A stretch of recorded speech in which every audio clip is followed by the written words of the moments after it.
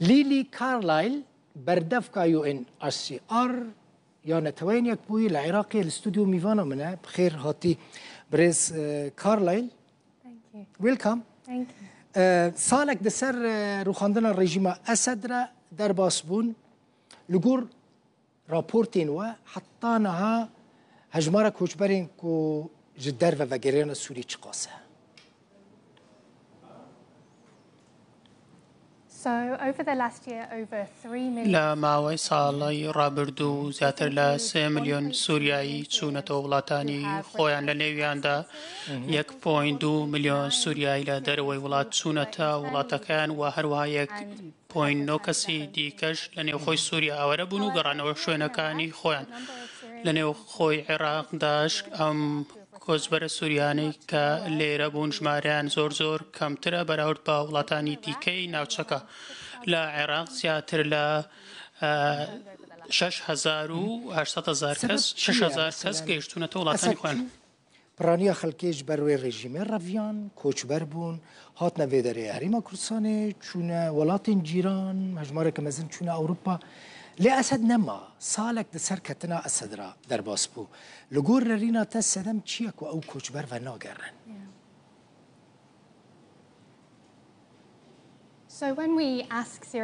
کاتێککە پرسیار لە سووریایەکان دەکەین دەربارەی هۆکارەکان پرسیاریان لێ دەکەن ئێمە بەردەوام پرسیاریان لێ دەکەم دوایین جار کە داوامان لە سووریەکان کرد ئەوانێکە لە عێراق دەژین تەنیا 4% پاسیان لەوە کرد کە دەیانەوێت ساڵی داهاتوو بگەڕێنەوە ئاڵنگاری گەورەش ئەوەیە کە دۆخی ئەمنی زۆر باش نییە ئەوان پێیان وایە کە سەلامەت نەبن ئەگەر بگەڕێنەوە و هەروەها نەبوونی دەرفەتی کار و هەروەها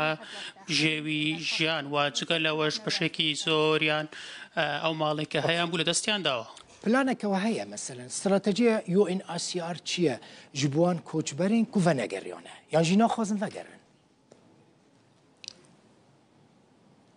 So at UNHCR our message is clear. پەیامی ئێمە زۆر ڕوونە و گەڕانەوە بۆ سووریا شتێکە کە دەبێت خۆیان و خێزانەکان بڕیاری لە سەر بدەن ئێمە داوە لە وڵاتی میواندار دەکەین هیچ کەس بە زۆرم لێ نەنێرێتەوە و هەروەها لێرە لە هەرێمی کوردستان حکوومەت زۆر هاوکار بووە لەسەر ئەو پرسە ئەوانەی کە دەیانەوێت لێرە لە عێراق بمێنەوە ئێمە بەردەوام دەبین بۆ ئەوەی کەوا هاوکاریان پێشکەش بکەین و هەروەها ئێمە هەوڵ دەدەین کەوا دۆکۆمنتەکانیان بۆ تۆمار بکەین و هەروەها دەمانەوێت کەوا لەگەڵ کۆمەڵگەی نێودەوڵەتی هەمویان تۆمار بکرێت و هەروەها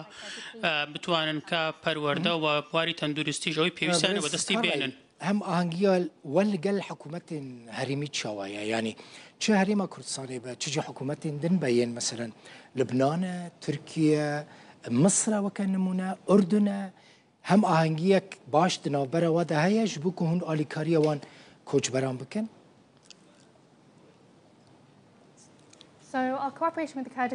هەو ئاهەنگی لەگەڵ حکوومەتی هەرێمی کوردستان لە ئاستەیەکی زۆر نایە بە هەروەک باسم کرد کە ئەوان زۆرە سیاسەتێک پەیڕەو دەکەن کە وای کردووە کە کۆچبەرە سووریەکان ژیانی خۆیان دووبارە بنیاد بنێنەوە منداڵەکانیان بنێرنە قوتابخانە و هەروەها وەکو هەر عێراقیەکی دیکە ئەو پێداویستانی کە هەیەە بەدەستیان بێنن ئەوەی ئێمە پێویستمانە ئەوەیە کەوا کاری زیاتر بۆ ئەو سووریانە بکەین کە دەمێنەوە بۆ ئەوەی کەوا ژیانی خۆیان بەردەوام بدەن و هەروەها بەردەوام لەگەڵ کۆمەڵگەدا بگرنەوە. مەسەلەن ژبەر کێمبوونە مەزن ئافۆنان فوندیشن او ریخستنی کوالیکاری و دکرن گلک ریخستنی مروی و مثلا ریخستنی سیویل جا عراقی درکتن مثلا یونامی جی پلان دکه کجا عراقی درکه و پلان واش بو سال 2026 چیه؟ هەرچەندە یۆنامی عێراق بەجێ دەهێڵێن بەڵام UN هەر لێرە دەمێنێتەوە چەندین ئاژانسی UN لە نێویاندا یونسێف و IOM لێرە دەمێنەوە ئێمە لێرە دەمێنینەوە بۆ ئەوەی کەوا پاڵپشتی عێراقیەکان بکەین بۆ ئەوەی کەوا بتوانین ئەمە بکەین ئێمە دەمانوێت جۆرێک لە جۆرەکان فەند و پارەدارکردنمان پێ بکات ئەم فەند و پارەدارکردنە لە ماوەی ڕابردوو زۆر کەمی کردوتەوە ئێمە لە ماوەی ساڵی ڕابردوو تەنیا 30% هاوکاریە داراییەکانمان وەرگرتووە هەروەها ئەوەش وای کرد کە ئێمە بەشێک لە پرۆگرامەکانمان کەم بکەینەوە و هەروەها هەڵ بدەین ئەوانەی کەوا پێویستیان بە یارمەتی ئەوانە بدەین بەداخەوە پاڵپشتی زۆر لەو کاتەدا بۆ ئێمە نەبوو بۆ ئەوەی کەوا یارمەتی هەر هەموویان بدەین بەڵام ئێمە لەگەڵ کۆمەلگەی نێودەوڵەتی بەردەوامین لە کارکردن و هەروەها ئەوەی کەوا ئێستا لە عێراق و لە ناوچەکەش پێویستی بە یارمەتی بێت ئێمە یارمەتیان دەدەین و هەروەها پێمان وایە کە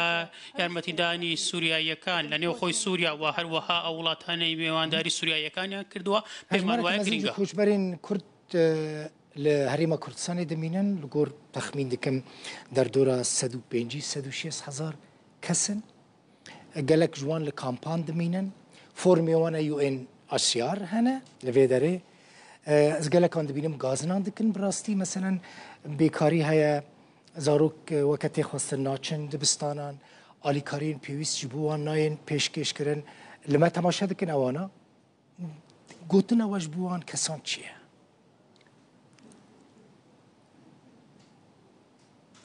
So in your question about the camps, پرسیارەکەت سەربارەت بە کەمپەکان زیاتر لە 30% ئەوانەی کە ئاوارن لە کەمپەکاندا دەژین ئەوانەی دیکە لە شار و سارۆچکەکانی دیکە لەگەڵ عێراقیەکاندا ژیان بەڕێ دەکەن و هەروەها هەبوونی دۆکۆمنتی نەتەوە یەکگرتووەکان شتێکی زۆر گرنگە بۆەوەی کەوا بتوانن تێکەڵ بە کۆمەلگە بن و هەروەها کار بدۆزنەوە ئاسان نییە بۆ خەڵک کە کار بدۆزنەوە بە تایبەتی لەم دۆخە ئابووری ئێستا بەڵام لە هەمان کاتدا ئەوان دەتوانن دەستیان بە کار بگات ئێمە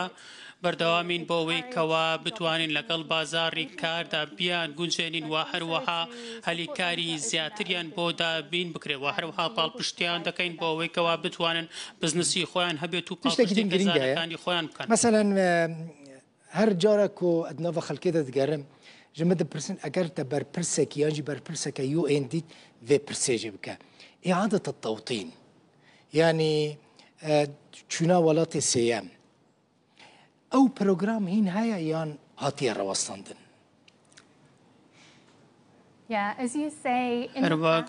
دەڵێیت هەروەک باست کرد لە ماوەی ڕابردوو پڕۆگرامی زۆرمان هەبوو بۆ وڵاتی سێم لە عێراقەوە بۆ وڵاتانی سێم بۆ ئەمریکا بۆ کەنەدا و بۆ وڵاتانی دیکە بەڵام بەداخەوە ئەم وڵاتانە یارمەتی نادەن بۆ ئەوەی کەوا خەڵکی زیاتر بچنە ئەو وڵاتە لە ڕاستیدا ئێمە تەنیا 200 شوێنمان هەبوو بۆ ئەو کەسانە و هەروەها ژمارێکی زۆر سووریاییەکان داوای ئەم شتیان کردووە کاتێک ئێمە تەنیا 200 یاخود 300 جێگەمان هەیە لە ڕاستیدا ئەمە ئاسان نییە بۆ ئەوەی کەوا ئەم تەرفەتە بە هەر هەموویان بدرێت هەروەها ئێمە دەمانەوێت کە